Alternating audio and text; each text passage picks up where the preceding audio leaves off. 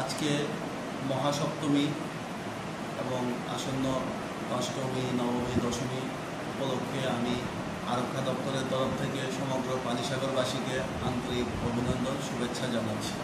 তৎসঙ্গে আমি সকলের অবগতির জন্য জানাচ্ছি যে পানিসাগর যে আমাদের পুলিশ জুরিডিকশন, আমরা যথেষ্ট পুলিশ টিএসআর পেয়েছি।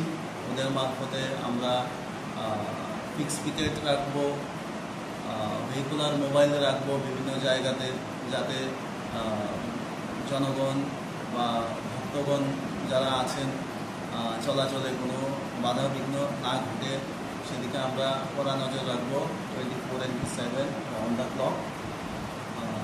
তার সঙ্গে আমি আরও জানতে চাই যে এটা আমরা একটা হাইওয়ে পাস হয়েছে, আমরা চেষ্টা করব এখানে আমাদের যাতে কোনো নো এন্ট্রি বসাতে না হয়। যদি বসাতে হয় তাহলে আমি জনগণের কাছে আবেদন রাখছি যাতে আমাদেরকে সহযোগিতা করেন,